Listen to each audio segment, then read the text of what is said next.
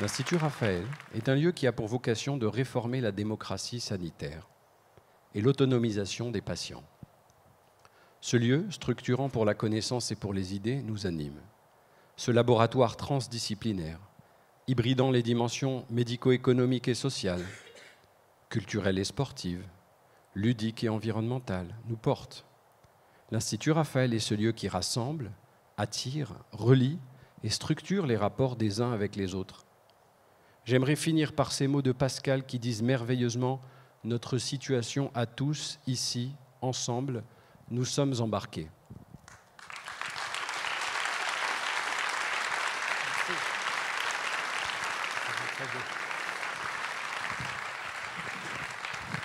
Cette fierté que nous partageons, chacun à notre manière, d'appartenir, d'être raphaélien ou raphaéliste, d'avoir sa place au sein d'une communauté humaine respectueuse de chacun et soucieuse de tous, est certainement ce qui lie dans un encordage les uns aux autres, avec tant de justesse, tant de pudeur. Ceux qui étaient jusqu'alors nos indispensables éprouvent avec nous, souvent sans oser le dire, cette impuissance et ce chagrin qui falsifient ce à quoi nous étions l'un et l'autre attachés. Les patients vont mieux que je ne l'avais envisagé. Nous nous occupons des patients de manière plus diversifiée et plus gobelin. Pas seulement pour traiter la pathologie, mais pour prendre en charge la personne dans son trajet de vie bouleversé par l'événement. Nous sommes devenus des héroïnes, unies par de mêmes souffrances sourdes et intimes. Car leurs visions sont embuées dans la souffrance. Ça, tu ne veux pas l'entendre. Ça, tu ne veux pas le respirer. Quand le soin est fini, vous me dites que j'ai des doigts de fée. Bien sûr, Pascal, enchaîna-t-il. Je suis comme vous puisque je suis votre jumeau. Moi aussi, là d'où je viens, je préfère le réel. Je pensais qu'elle allait s'occuper de moi. Elle a ses habitudes. La première chose qu'elle fait le soir en rentrant, c'est de se débarrasser de son manteau et de ses bottes. C'est pas désirable. Tu le sais, c'est trop de sommeil profond. Mais c'est pour ne pas voir la gueule de ces cheveux qu'on enlève de toi. Comme si c'était la première fois de divine thérapie. Sculptée à ciel ouvert, des monts et merveilles. Cela me fait beaucoup de bien. Je ne réponds pas. Je n'écoute pas. Un combat lourd et silencieux va commencer bien avant de le savoir. La peau ne n'oubliera pas, marquée à jamais, mais le cerveau lui résiste.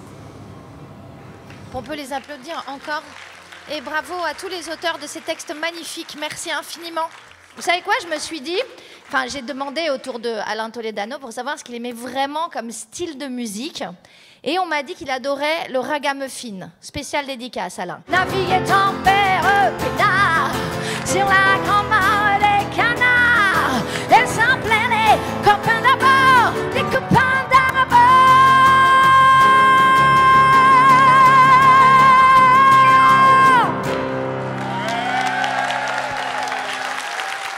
Merci beaucoup.